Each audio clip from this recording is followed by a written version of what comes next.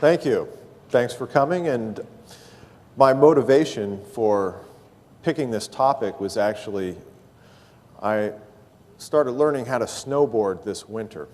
And for any of you who have gone through that process, you know you spend a lot of time on the ground to start with.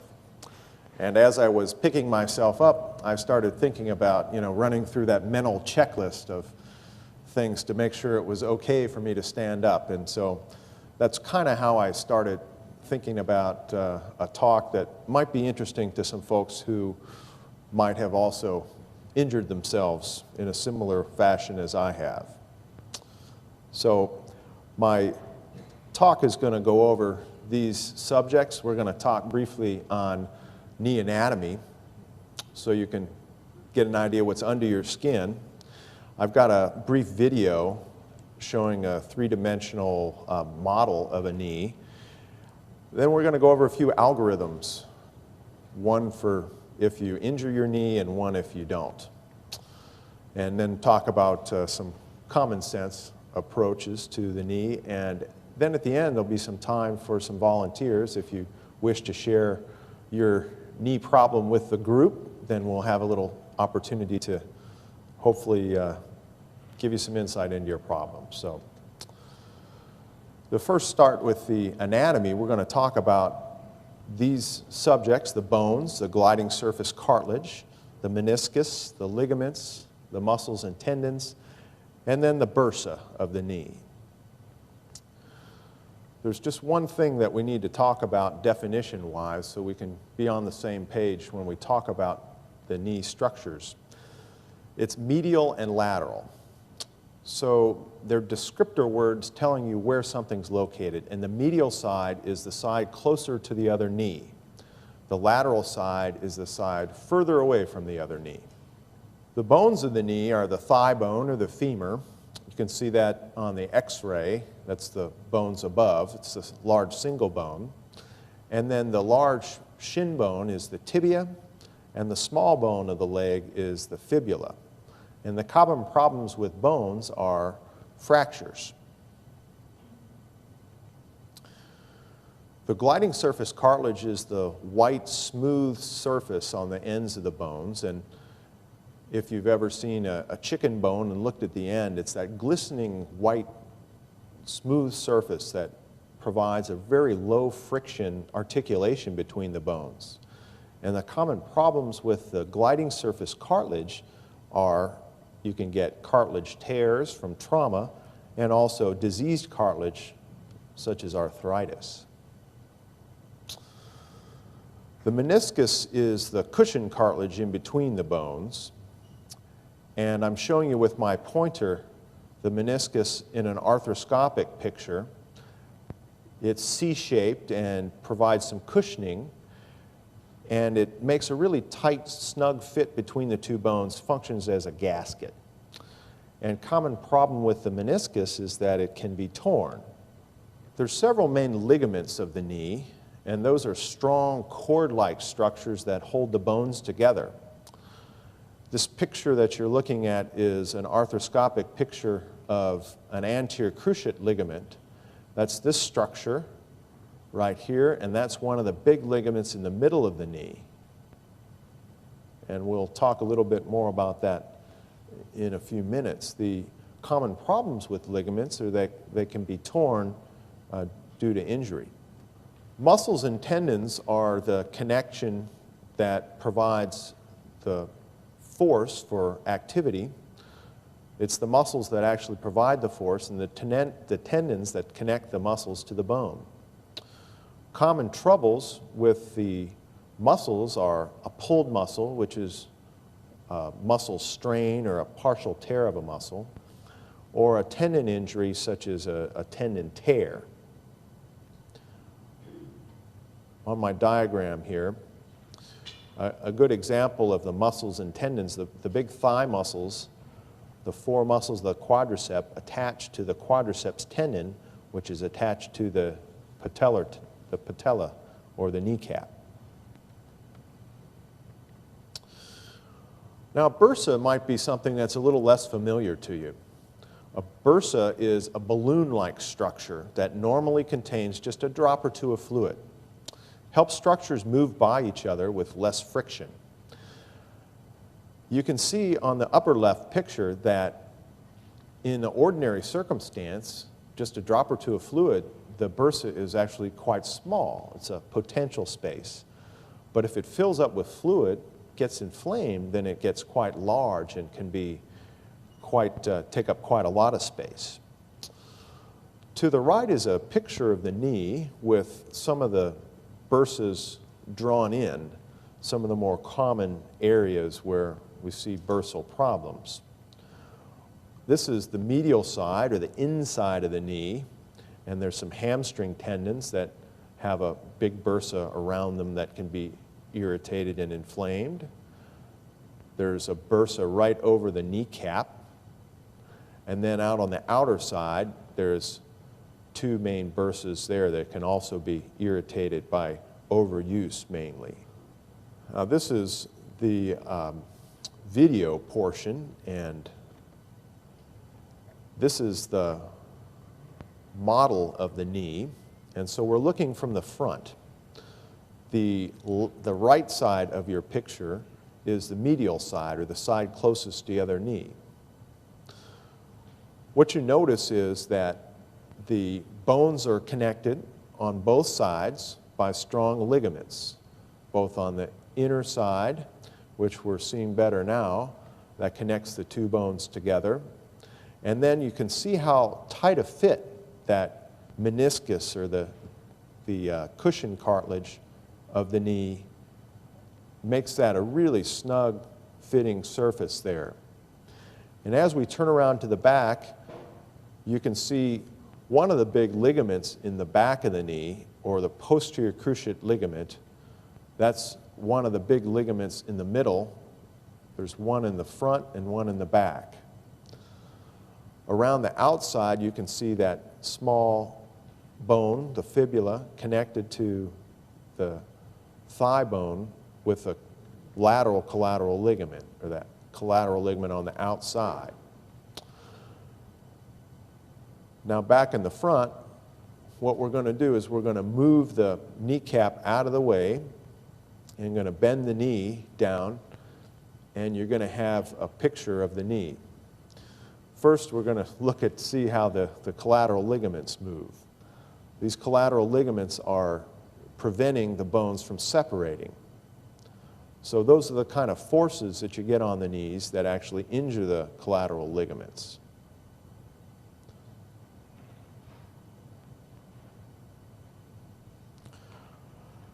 We're looking right in on the gliding surface. So that's the smooth white surface that you see on the femur bone straight ahead. And as you look into the center of the knee, you see the anterior cruciate ligament. Remember that picture of the ACL I showed you arthroscopically? That would be the ligament right in the center of the picture.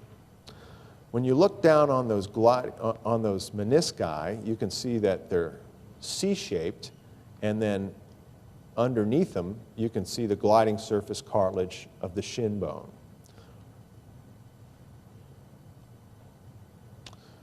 This is the motion, a rotatory motion, that's associated with ACL tear. You can see how the femur moves forward, or the shin bone moves backwards. That is the motion that's restricted by the posterior cruciate ligament. When you bend the knee, when you move the shin bone forward, the anterior cruciate ligament, it gets tight, and move it backwards, the posterior cruciate ligament gets tight and prevents that motion. So that's a brief look of the anatomy of the knee.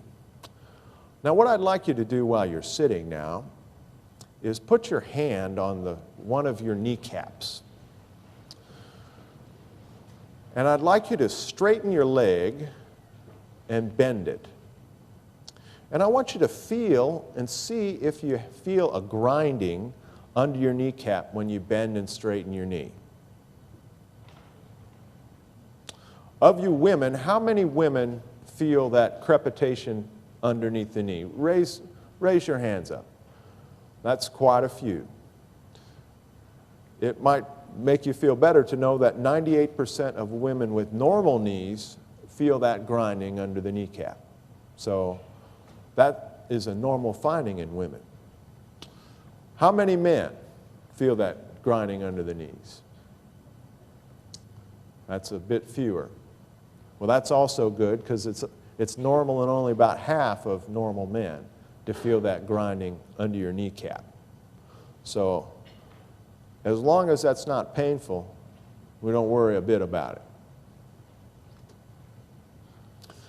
The next concept I want to talk about is swelling. And I want to talk about swelling inside the knee versus swelling outside the knee. Swelling inside the knee has a special name. It's called an effusion. And the reason why it has a special name is that it's a very important clinical sign. So one of the things that I want you to try and think about from my diagrams is how to tell whether this swelling is inside or outside the knee. In the picture on the left, you can see my balloon being the swelling inside the knee. So if you were to touch your kneecap, you would feel your kneecap just fine. But when you push your kneecap down, you can get the sensation that you're actually pushing it down, and that water balloon or that fluid in the knee can give a little bit and can actually push that kneecap up and down if you have fluid inside the knee. If the swelling is outside the knee, then instead of pushing down and feeling your kneecap as you do normally, you push down and you feel the swelling and it's soft on top of the kneecap. So that's swelling outside the knee. And swelling outside the knee is not nearly so worrisome as swelling inside the knee. One of these knees has swelling inside of it. One of them doesn't. Which one do you think has swelling inside the knee? Is it the one on the right or the one on the left?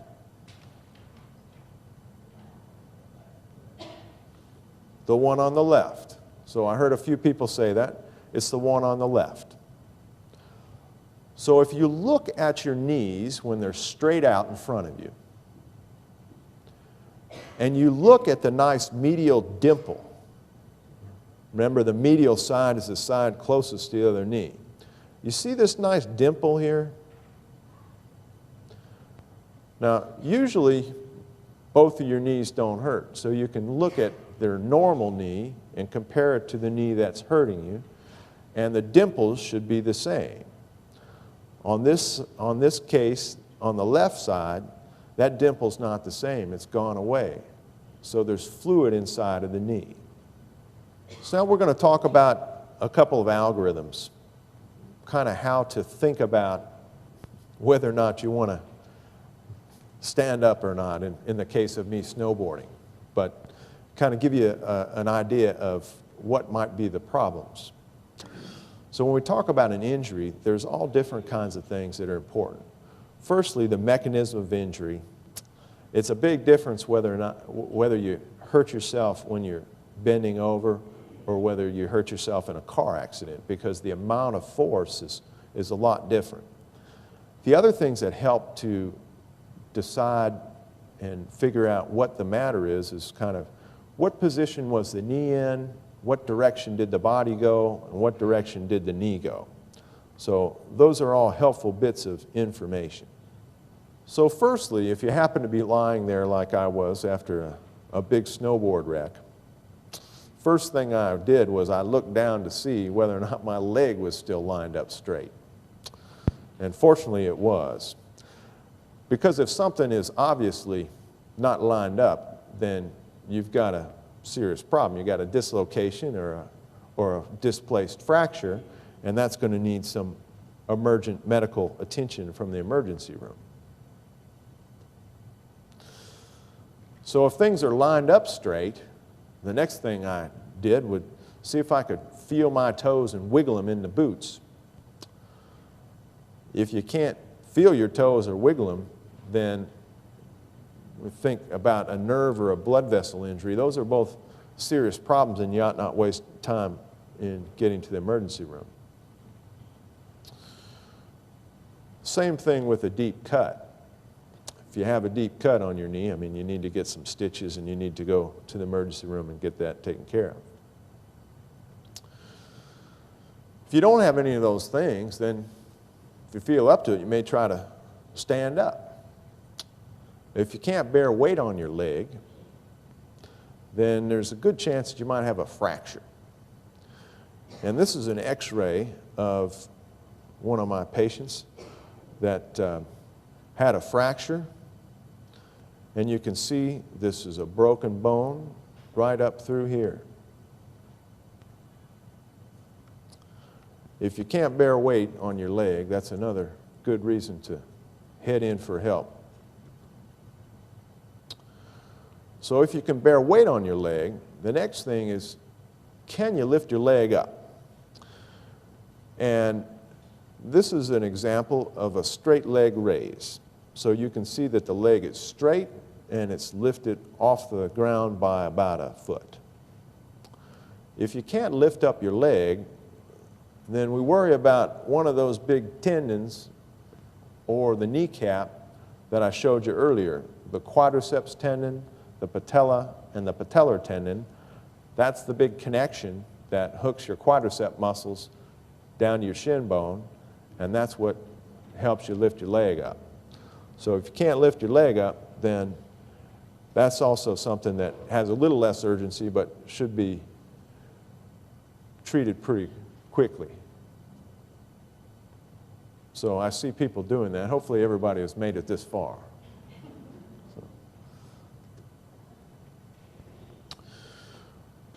So if you can lift your leg, sort of the next thing is how much swelling is in your knee in the first hour. There's a few things that really make the knee swell up fast. And those things are a small fracture or an anterior cruciate ligament tear or ACL tear.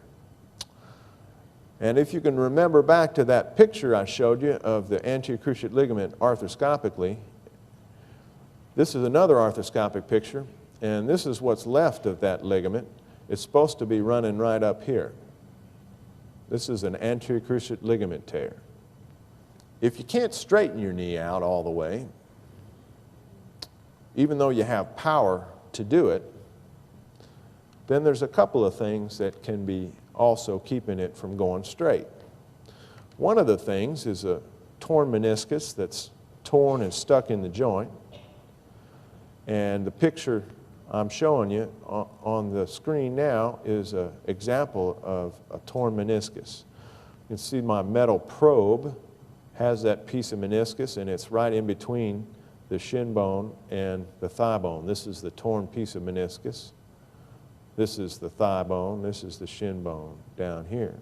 This piece was stuck in there so the knee wouldn't go all the way straight.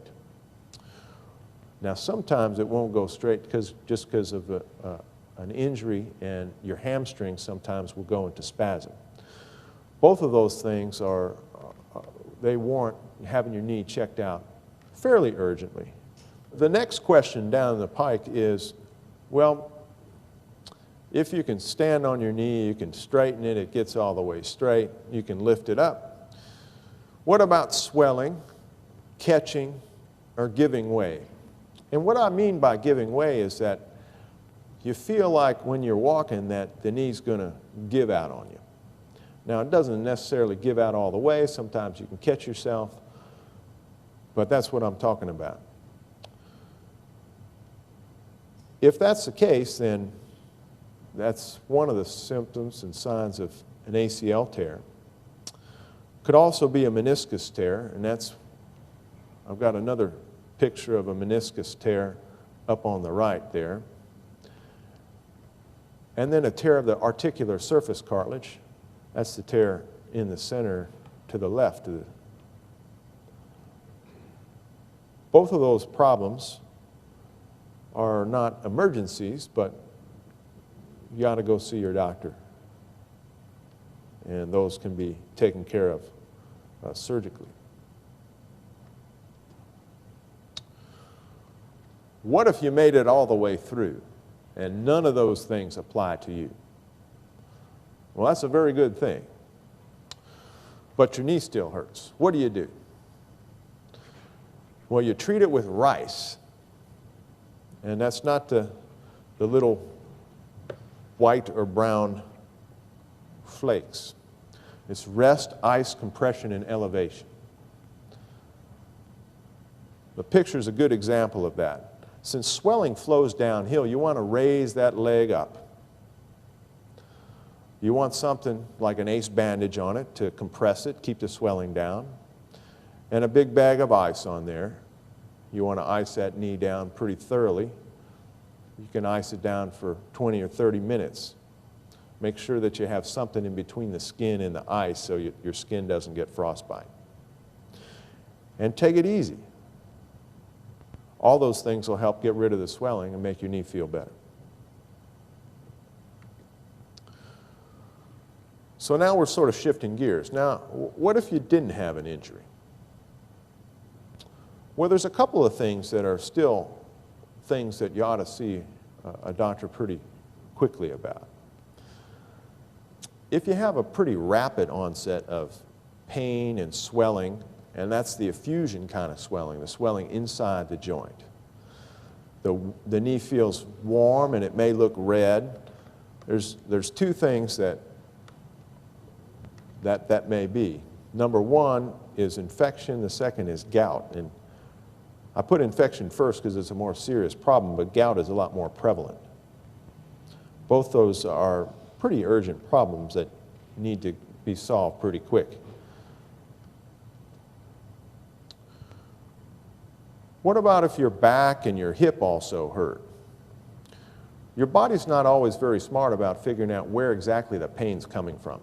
So sometimes you can have referred pain from another area, either from a pinched nerve in your back and can feel like it's in your knee. You can also have hip problem that also feels like it's in your knee. So if a couple of other places are hurting as well, that's another good reason to see your doctor. Now, what about pain that's pretty well localized? You can point where it is with a finger, and it's worse when you're exercising, and it improves with rest. That's most likely an overuse problem, which is generally either a tendinitis, an inflammation in the tendons, or a bursitis, some inflammation in that bursa. And if you happen to be a runner,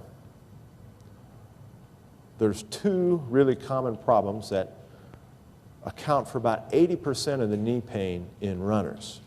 And the first one is training errors. That's just doing too much too soon. You can really only increase your cumulative weekly mileage. That's adding up all your miles for the whole week.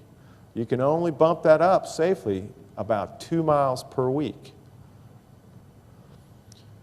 The second problem is a shoe problem. And having either the wrong shoes, just because your friends are wearing them and they like them, doesn't mean that it's the right shoe for you. Or your shoe is worn out. And a running shoe only lasts 300 to 500 miles. So even though the sole looks good and the upper looks good, the most important part of the shoe that you really can't see the wear in is the foam shock absorption, and you don't see that at all. Even though the tread looks good and the uppers look good, the shoe is worn out. Well, if this sounds like your problem, then you also need to treat yourself with rice. A couple other things that might help. Don't forget to warm up. And by warm up, we're talking about trying to get your heart rate up prior to the main part of your exercise. Cool down is the same sort of thing, except trying to get your heart rate back down and still kind of walking at the end of your run, kind of thing. Don't forget to stretch out before you go out and run. And sometimes the problem has to do with strength and strength imbalances, particularly around the hip. One of the things that runners get is that bursitis on the lateral side of the knee. That's often due to some weak hip muscles. So strengthening those hip muscles can help take care of that bursitis of the knee. And modifying your activities. If it starts to hurt when you've been running at about the 6th or 7th mile, then you may want to run 5. So modify your activities so that it doesn't bother you so much. The next sort of scenario is the slow onset of sort of an intermittent, achy kind of pain that often gets sharper with activity, but may also be present at rest. And it can be a pretty severe ache at rest and has intermittent swelling, and that's the effusion kind of swelling, the swelling inside the knee joint. And I'm talking about arthritis. And on the right is a picture or an x-ray of a normal looking knee. And on the left you can see arthritis. And what you notice is that the space in between the bones is not the same. So that gliding surface is worn down. There's not spaces in between. And on the inner surface you can even see bone spurs, where the bone's trying to increase the size of the joint. There's a lot of different treatments for arthritis, and many of these things don't require you seeing a doctor. You can do a lot of these things on your own. Number one, you may have heard about glucosamine and chondroitin sulfate. Those are nutraceuticals or nutritional supplements that have been marketed pretty heavily. They're in every grocery store and drugstore now. There's a little bit of science to say that they might be effective. We will have the big FDA study not for another 2 or 3 years. There's enough folks that say that it seems to help them that I think it's worth a try. As long as you're not diabetic, because it does have sugar in it, then it's a pretty safe thing. Also, losing weight. It's not an easy thing to do, but since your knee sees about 5 times your body weight across it when you get up out of that chair, if you lose 1 pound, heck, that's 5 pounds off the knee. So it's effective. Another thing that's helpful is stretching the heel cords and the hamstrings. And the pictures to your right kind of show how to do that. You can stand against a wall, put one leg in front of the other, and then you can stretch. You feel that stretch right in the back of your calf. It's stretching your calf muscles. You can stretch your hamstrings by touching your toes. Strengthening the muscles around the knee will also decrease the pressure that the knee sees.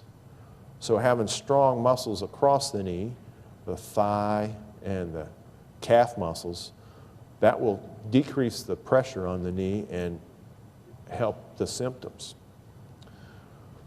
You may also consider moving the way you do your cardio exercise. Perhaps instead of doing a higher impact thing like running, you may consider a low impact activity. Swimming, biking, rowing, there's a lot of good things to do. You can find one that you like. And the last thing on the list, and I think probably the last thing to consider in this group, is some over-the-counter anti-inflammatories. Those are the ibuprofen or Aleve, those kinds of things. Common sense. It's easy to talk about, but it's one of those things that 300 million years of vertebrate evolution has sort of designed us to have an idea of whether or not we're really hurt badly or not. Most of the minor things, they're going to get better pretty quickly. You ought to see a significant improvement in the first week or so, and since most of the soft tissues heal up in about 6 weeks, most of your problems should get better by then. You need to listen to your body, and if things are painful to you, that should be a signal. But the main thing that many of us do is try to override our instincts when we sort of have an idea something's not good for us, but we want to do it so badly we figure that, well, it can't be too bad. So now I'm going to entertain any questions, and after we finish kind of a brief question and answer, then I will ask for some volunteers to come forward and see if anybody wants to share their knee troubles with the group. So, are there questions? Will any of the tears repair themselves? Some of the ligament tears can. So we talked about some medial collateral ligament. Remember, that's the one on the inside closest to your other knee. If that gets torn, more than likely that's going to heal up himself. A tear in the middle of the knee, like an ACL tear, that's unlikely to heal up for itself. The posterior cruciate ligament, if that's the only thing torn, that may heal up on its own. The lateral collateral ligament probably won't heal up on its own. So each ligament is a little bit different. Thank you. You're welcome. Yes. Could you go into a little bit more depth on what is gout and what is arthritis, how these things happen, and what can be done to treat them? Sure. Arthritis is a disease of the cartilage, and so it's the gliding surface. And the gliding surface cartilage, we don't know why, but it's either from trauma, it's either that you picked your parents poorly, and because of those things, your articular cartilage is not normal, and it does not bear the load as it should. It's supposed to cushion the ends of the bones. And when you get arthritis, that cushioning doesn't work properly. Sometimes the surface wears all the way away to where there's no cartilage left and it's just the bone on the bone. Other times, the cartilage just doesn't work and the bone sees too much pressure. The bone doesn't like it, and that pain comes from the nerve endings in your bone. Gout is a disease of the metabolism. It's a metabolic disease, and it has to do with the breakdown of proteins. And some folks' bodies just can't metabolize the proteins properly, and so they build up. And these particular proteins build up in joints and other places, and they crystallize. And the crystals from gout are what causes the pain. They produce a big inflammatory response, and your body tries to engulf those crystals and absorb them. But in the process, it creates a lot of inflammation. That's very painful. So you may have heard about somebody having a gouty attack, and you often get it in your big toe. Those gouty attacks are the crystals in your body will finally wall them off and sort of get that inflammation sort of separated from the rest of your body. The treatment for gout is generally medical. There's medicines that you can take that are prescribed by your doctor. Yes? Would massage at all help in regular knee pains? And if yes, are there any special things to keep in mind while doing it? Okay. Massage is pretty helpful for the sort of subacute phase after an injury. After you get an injury, the first phase is that you got a lot of inflammation around the injury. And so during that phase, the big thing is trying to get rid of the inflammation. And that's why we talk about the RICE, the rest, ice, compression, elevation. All those things are for getting rid of the inflammation. When you start getting rid of the inflammation, sort of the next thing that can be painful is the muscles. And the muscles don't know how to do but one thing. It's contract or don't contract. And you'd like them at rest to not contract. But oftentimes they don't do that. They go into spasm, and so they contract. And so massage can be helpful in getting those muscles to loosen up. Yes, sir. I've had meniscectomy on both knees, multiple on one, and a single meniscectomy on the other, in both cases medial. Obviously, every time I get a meniscectomy, a little bit of the meniscus is cut away, and eventually that's probably going to be a real problem. I understand from the last doctor that I had work on me that there is some research into meniscus transplants. Can you tell me where that might stand these days in terms of how far along that research is? Meniscus transplants are operations to take a cadaver meniscus and put them into a knee that's had a meniscus removed. And the folks that may benefit from that are folks that don't have any arthritis in the knee yet, but have pain after having a significant amount of their meniscus removed for about 6 months or more.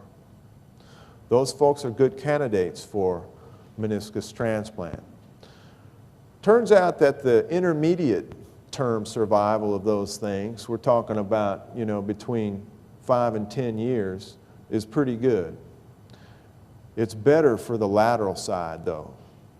It's about 80-85% successful on the lateral side and about 70% successful on the medial side. So that is one of the operations that we do for folks that have had meniscectomies like you have and still have symptoms there. But it can't be done once you get arthritis in the knee. Yes, sir. Can most of these problems be diagnosed through external examination and non-invasive imaging, or do some of them require arthroscopy? And how invasive is arthroscopy? Is that something you wouldn't do lightly? The first question about diagnosis. There's a couple of things about diagnosis. Number one, taking a good, careful history and finding out how you hurt yourself, and then a good physical examination, along with some plain x-rays. That's going to get a lot of these injuries. But some soft tissues, like the ligaments, the meniscus, they don't show up on x-rays. So the imaging study to diagnose those is MRI. That's magnetic resonance imaging. Those are good tests to look for ligaments problems, for meniscus tears, for muscle and tendon problems. Now the gliding surface troubles, some of them can be seen on MRI, but it's difficult to see them all. And so some of the things, some of the gliding surface troubles, unless they're pretty large, they may not be diagnosed until arthroscopy. Arthroscopy is looking inside a joint, and they're instruments, about the size of, maybe a little smaller than this pen. Through 3 or 4 half-an-inch incisions, could fill the knee up with fluid and then look around in it with a camera. And that's the best test we have to diagnose problems inside the knee.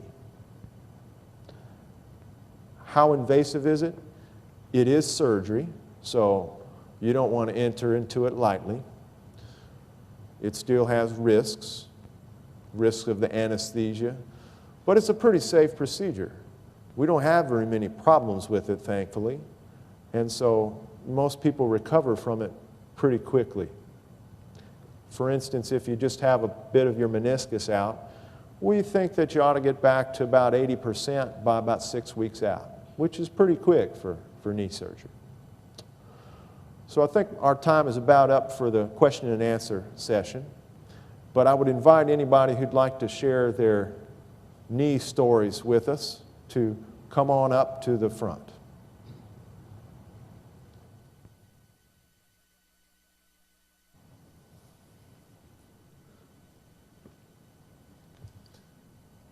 We're going to hear from a couple of folks about their knee problems. And first, we've got Ty. Hi, nice to meet you. Good to meet you too. Somewhat recent knee injury or pain. I pretty much know what it is. Skiing 35 days so far this year, and then play volleyball Sunday night after skiing. So I'm kind of pretty much familiar with what's causing it. Sharp pain in the patellar tendon. Obviously, rice would be a good thing to follow. My question for you is it overdevelopment of my quadriceps? Do I need to start building my hamstrings to help balance things out? You mentioned balance. Some other exercises that might help strengthen that a bit to help with things. Balance is good, and I think what you're describing is a jumper's knee. And jumper's knee is pain in the front of the knee, happens when you are active, jumping, and then it will stay for a while with rest. And sort of as it builds up, it goes more and more into the rest periods.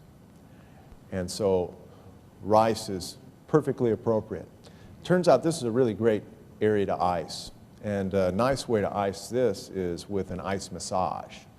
So you take a coffee cup, fill it about 2/3 of the way up with water, one of those styrofoam ones, and then peel the cup around. Then you got a nice insulated ice massage. You can rub it right on that knee. Okay. So that really helps. So you ought to do that for about 5 minutes or so before and after you play volleyball. Okay. I think you'll find that really helpful. Okay. You'll want to stretch the quadriceps muscles. Right. So you can pull on your heel, pull on your ankle, pull it Right. back behind yourself and stretch that.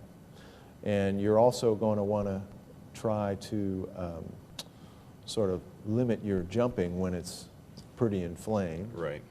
But this is so common in jumpers that, basketball players on a high level just think that's part of the game. And so you can manage it with, ice and strengthening, stretching, and generally it'll be manageable. Okay. Thank you. You're welcome.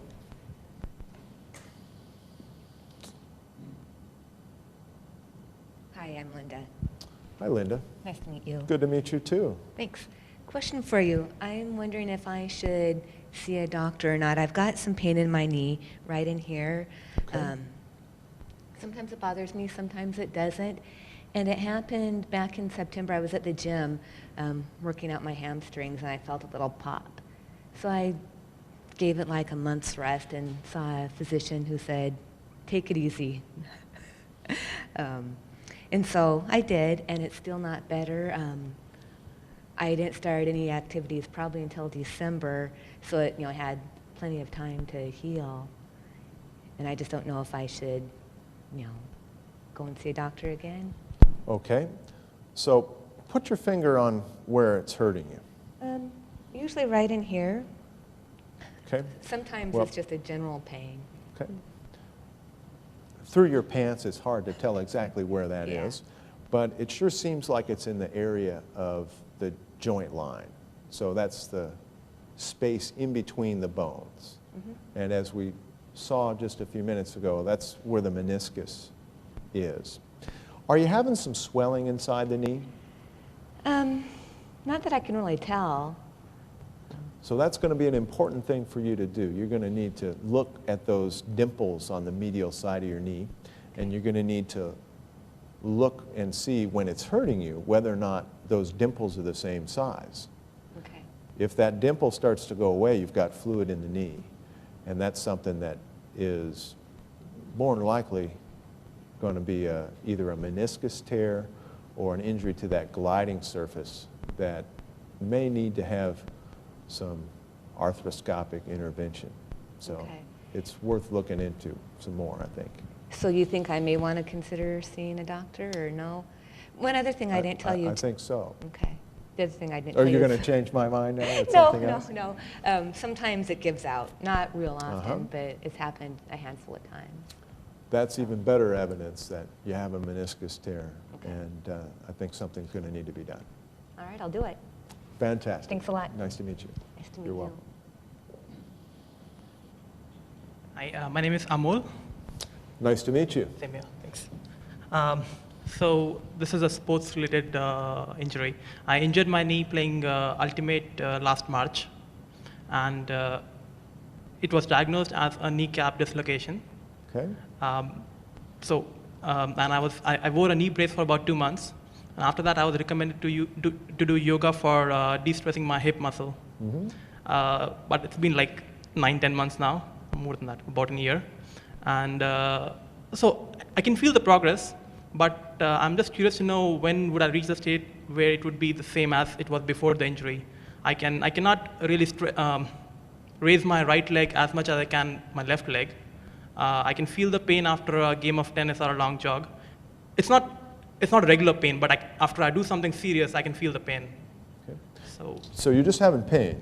Your kneecap is not coming out of place anymore? no, Okay. Well, that's a good thing. yeah.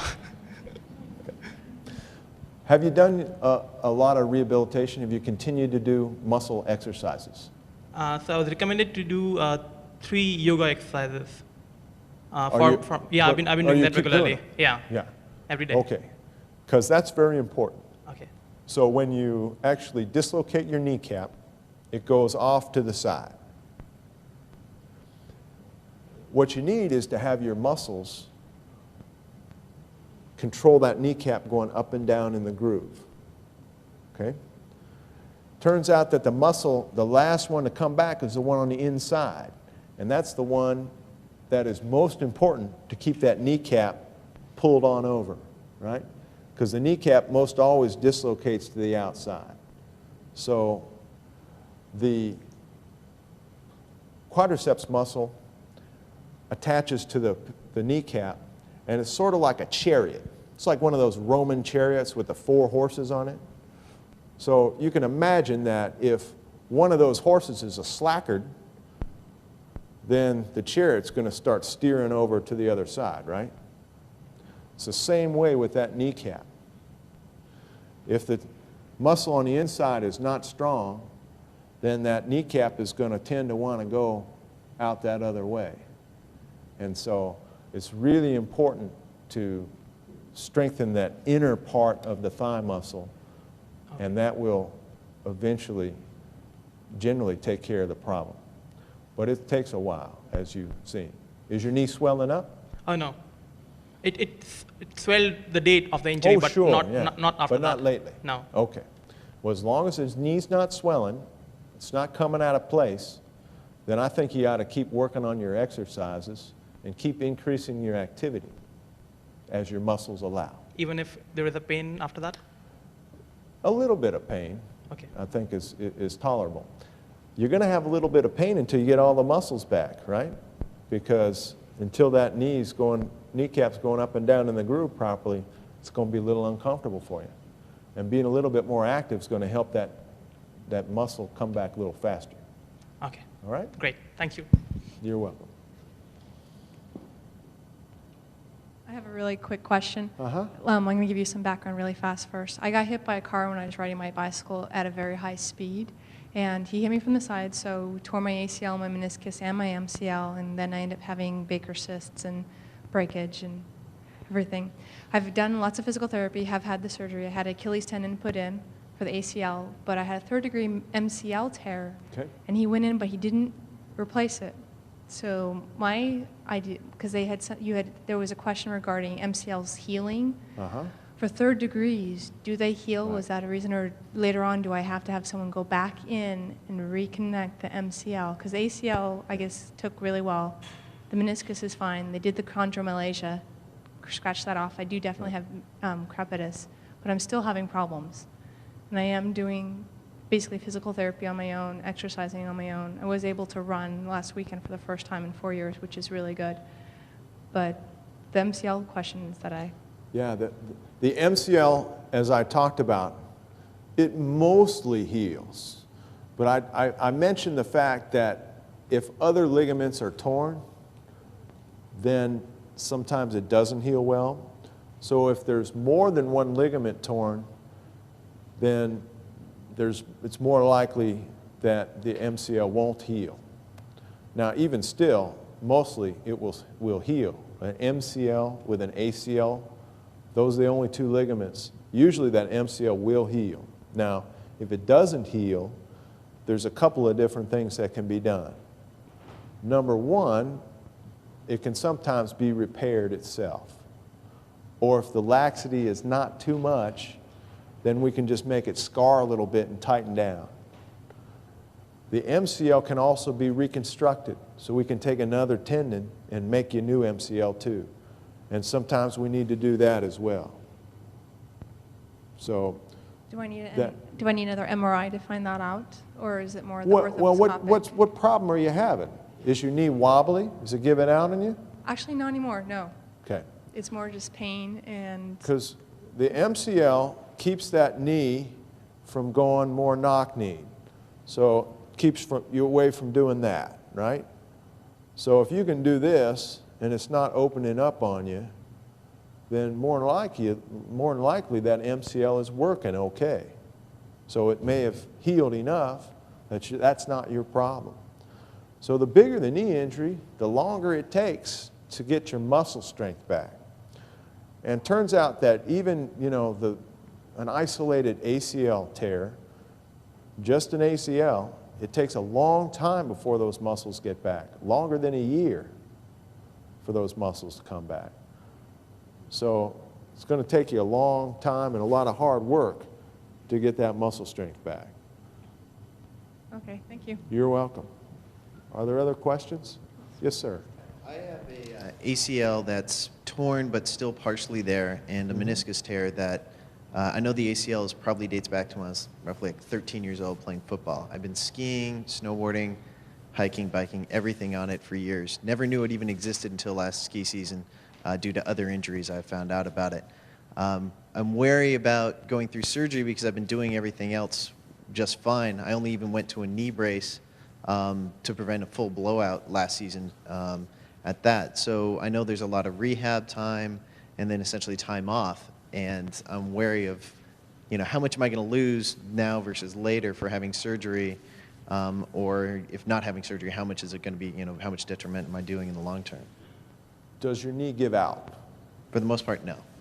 What do you mean for the most part? If I take a bad jump and land it wrong, it'll blow out, completely fold sideways. So but that's it when I went does, to a brace. it does give out sometimes. A little bit, yeah. Well, sort of like I try not to do those being things. a little I do bit it. pregnant, I mean, you either are or you're not. It either gives out or it doesn't. And sort of that's the thing. If it gives out, even occasionally, every time it gives out, you do more damage. And so if the knee's not giving out, you don't need an ACL. If your knee is giving out, you need to get that fixed. A brace is not going to keep you from blowing your knee out. Yeah. Well, I've been told even the scar tissue there alone is restricting it for the most part, but yes, it is probably. Well, if it's still giving out, then you need to have something done. Okay. The trouble is you're going to damage other things more. So The better- gliding surface, the meniscus, and right now, we don't have a good solution for that gliding surface problem. So if you injure that, I mean, the best thing we can do is take out the damaged part, but we don't really have really good solutions yet for, you know, making it heal. Eventually we may, but right now, that's a big problem. And so I think you need to get that thing fixed. Thank you all for your attention, and if you'd like some more information, please visit us on our website or call us at our office. Thanks.